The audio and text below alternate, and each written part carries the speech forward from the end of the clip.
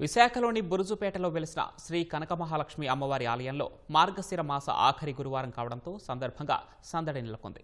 అర్ధరాత్రి 12 గంటలకు అమ్మవారికి తొలి పూజను అర్చకులు నిర్వహించారు. అమ్మవారిని దర్శించుకునేందుకు వచ్చిన భక్తులు ఆలయ ప్రాంగణంలో బారులు తీరారు. క్యూలైన్లో వస్తున్న భక్తులతో కిక్కిరిశాయి. దేవాలయాన్ని ప్రత్యేకంగా పూలతో అలంకరించారు. అమ్మవారిని స్వయంగా భక్తులు పాలు, పెరుగు, తేనె, చక్కెర, పళ్ల రసాలతో అభిషేకాలు చేస్తున్నారు. అమ్మవారికి పసుపు, కుంకుమ, చీరల వంటి కానుకలను పెద్ద ఎత్తున సమర్పించుకుంటున్నారు. ఆలయానికి ఎమ్మెల్యే వంశీకృష్ణ యాదవ్, ఈవో శోభారాణి హాజరయ్యారు. భక్తులకు ఎలాంటి ఇబ్బందులు లేకుండా పోలీసు బందోబస్తును ఏర్పాటు చేశారు.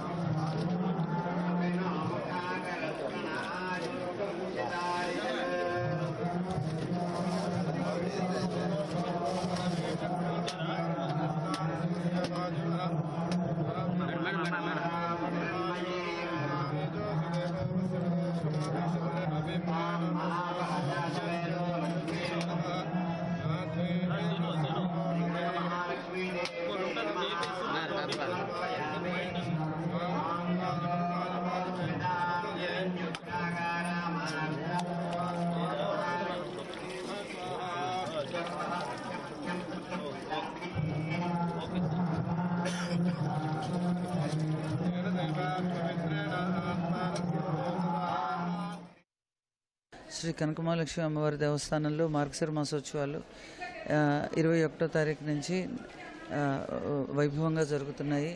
అమ్మవారికి గురువారాలు ప్రీతిపాత్రమైనవి. ఇప్పటికి 3 గురువారాలు అయినాయి.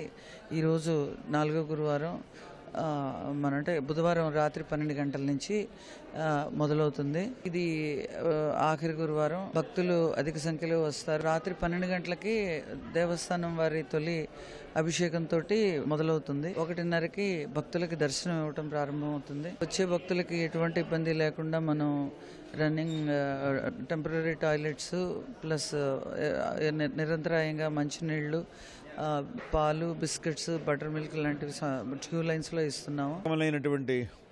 గుడి గోపురములు లేకుండా బహిరంగ మండపంలోనే ప్రతిష్ఠించి నన్ను పూజించి మీరు సకల శుభములు పొందండి అని చెప్పి అమ్మవారు చెప్పినటువంటి ప్రకారముగా ఆ గుడి కట్టడం విరమించుకుని ఎవరంతట వారే స్వహస్తములతోటి అమ్మవారి యొక్క స్పర్శ, అమ్మవారిని కొబ్బరికాయ కొట్టి పసుపు కుంకుమలు వేసి పూజా ద్రవ్యముల చేత అమ్మవారిని నేరుగా పూజించుకునేటువంటి సాంప్రదాయం కలిగినటువంటి అత్యంత మహిమాన్వితమైనటువంటి శ్రీ కనకమహాలక్ష్మి అమ్మవారి యొక్క దేవాలయం యొక్క ప్రాశస్త్యం అది.